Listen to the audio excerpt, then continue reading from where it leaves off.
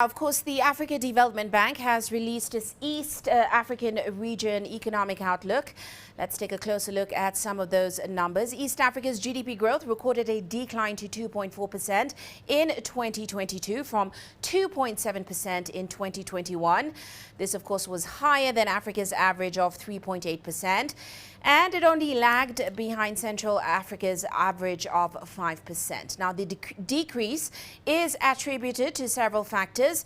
That's including a global growth slowdown, high commodity and energy prices, also adverse weather conditions, and mounting public debt.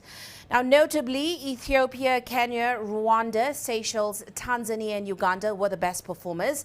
Meanwhile, Burundi, Comoros, Djibouti, Eritrea, Somalia, South Sudan, and Sudan posted lower growth rates. Sudan and South Sudan are estimated to have remained in recession in 2022. Well, let's now delve further into that report with Nena Nwabufo. She's the Director General for the East Africa region at the African Development Bank Group. Great to have you on the show with us, Madam Nwabufo. Thank you so much for joining us. And I'd like to start off with the theme of that report, which of course is mobilizing private sector financing for climate and green growth.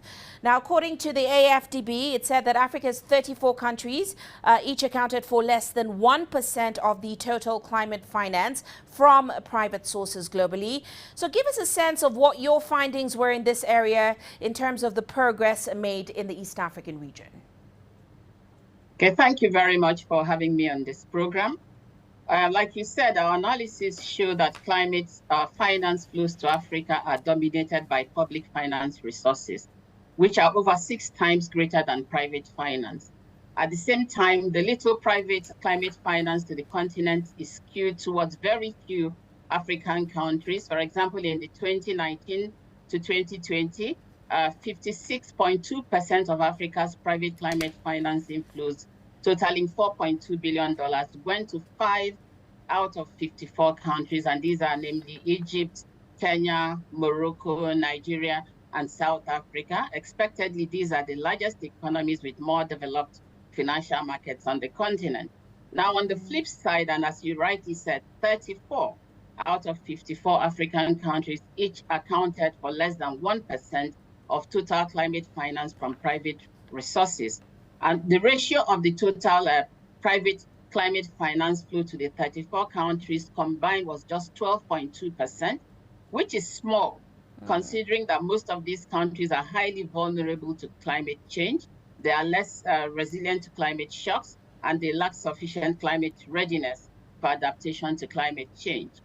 Specifically, in the 13 countries that make up the bank's East Africa region, other than Kenya and Ethiopia, the rest of the remaining 11 countries received less than 3% of Africa's total private climate finance, with majority being in the less than 1% category.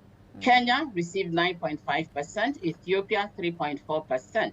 So during 2019 to 2020, the 13 countries in East Africa received a total of US $7.6 billion in climate finance.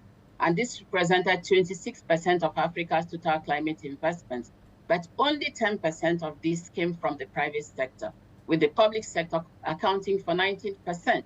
So consequently, East Africa is behind in fulfilling its target of $739.4 billion required to achieve the climate resilient development from 2020 to 2030. And this translates to about US $67.2 billion annually. In 2020, East Africa could only cover about 11% of this amount. So we have a huge gap of about almost 60 billion. And this, of course, highlights the urgent need for increased private sector investment in green growth and climate resilience, not just in East Africa, but across the continent.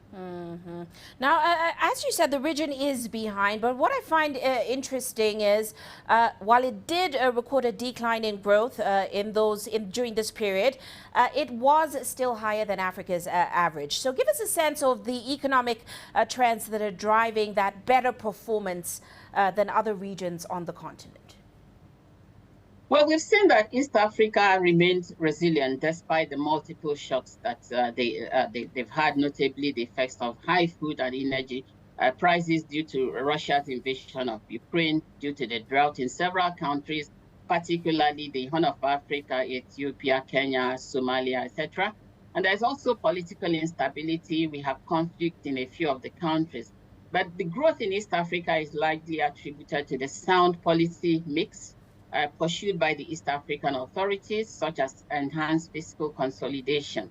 Now, effective policy surveillance by the monetary and fiscal authorities have also played a significant role to contain inflation in countries such as Kenya, Tanzania, and Uganda, among others, and improved institutions and recovery of crucial sectors such as tourism in Seychelles and Rwanda were central to these countries' good performance.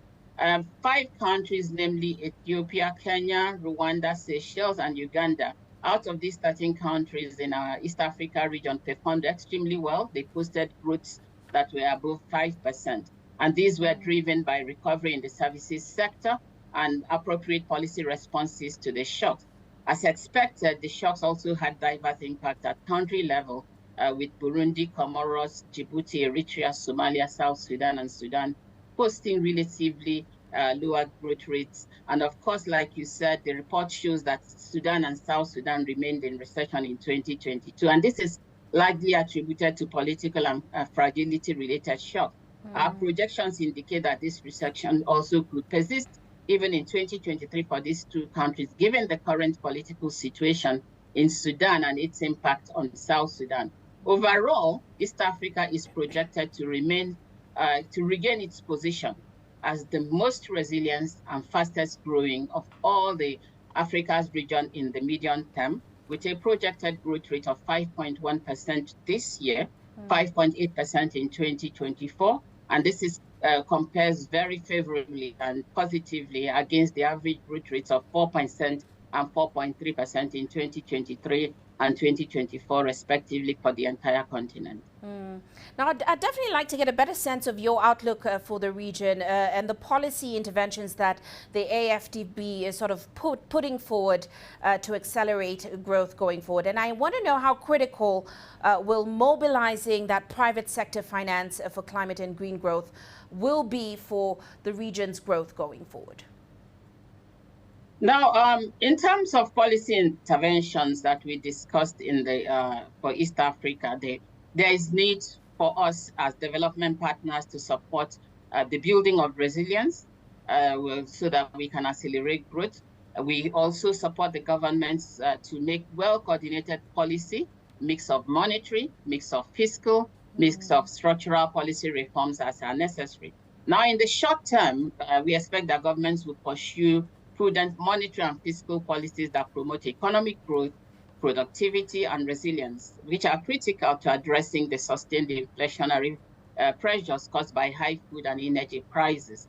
For countries facing high inflation rates as Ethiopia, South Sudan, and Sudan, we think that raising the policy rates in the short term will help monitor anchor inflation expectations and drive inflation downwards. As such, we expect that the government should be very proactive in their monetary policy, and they can complement this with a tighter fiscal policy, focusing on priority spending in critical projects to achieve the desired outcome. So it is important that we sit down with them to support them in making these policy decisions. In the medium term, though, the policy prescription needs to support government to offer fiscal and other incentives that will encourage investment in climate-smart agriculture to build resilience in countries such as Kenya, Ethiopia, Tanzania, Uganda, and to improve the production of staple foods within the region. And this is one of the areas we are looking at supporting the government in the private sector.